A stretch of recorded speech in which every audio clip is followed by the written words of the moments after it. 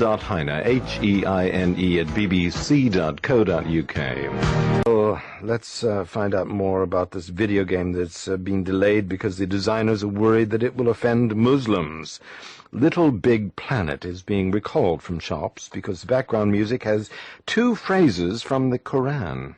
Well, Sony is apologizing for any offense caused, and a modified version is due out next month.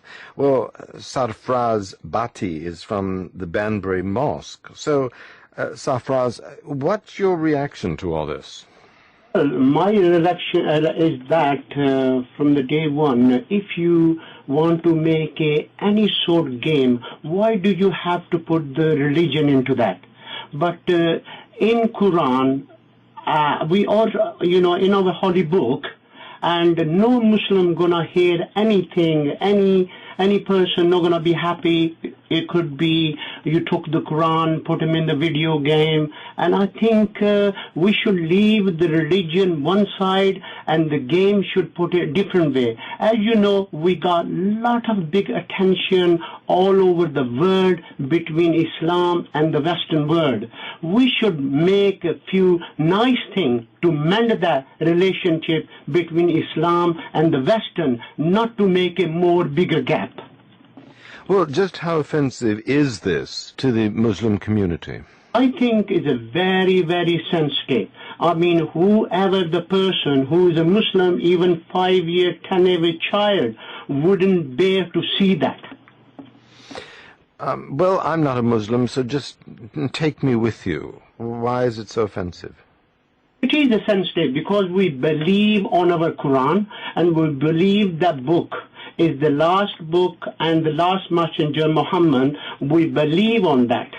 And Islam is based on Quran, and Islam is a very peaceful religion. And if you ever got chance, you can get in English written Quran, you can read it. There is nothing read in the Quran to call the problem in the world, because it's one true book, which one we believe it. So that's why this is our responsibility to stand on our religion and look after the book. We wouldn't bear if anybody say anything against to our holy book. Well, Sarfraz, my guest here in the studio is Richard Dawkins, and he has he'd like to pose a question to you. Do you mind? No, sure, go ahead. If the question is reasonable, I will give him answer. Well, I'm sure he'll try to make it reasonable. Islam is a peaceful religion. What a joke. Is it true that in Islam the penalty for apostasy is death? Well, you said apostasy is giving up Islam. Is it true that if a Muslim gives up the religion and, say, becomes an atheist or becomes a Christian, the penalty is death? And you call that a peaceful religion? Well, this is I just hearing from you, okay? But I haven't heard anything like that. You haven't? Well, I'm astonished. If somebody was Muslim, want to leave Islam, nobody gonna murder him. We leave to Allah. We leave to God. We leave to He will punish him. We can't. That's why in the book said, Allah said, nobody got right to take anybody's life. I do that. Well, now, coming back to the Sony thing and the withdrawal of the thing, why do you think that you have the right not to be offended? I'm offended by all sorts of things, but I don't try to get things withdrawn because I'm offended. There's no reason why you should be privileged and avoid offence. You simply should take your knocks like all the rest of us do. To do that, the first thing, we are Muslim, right? We base on our holy book, but any Muslim would not cheat or make a joke of it, even for Bible. What's that got to do with it? No, we would not make any game, any fun on church, on Jesus, on Mary, or even Bible. So I think should other religions, should people like you, because do not understand Quran, and probably you don't believe in even your Bible, and so this is our duty to look after it and respect it and take care about our religion and our way of living. Every night on television we see satire, we see comedy, we see people poking fun at politicians, at all sorts of things. Why should religion, especially the Muslim religion, why should that be immune from people making fun of it? Not that this is making fun of it, I understand, but even so, why should you think that Islam should be uniquely immune from the things that politicians are not immune from and the rest of us are not immune from?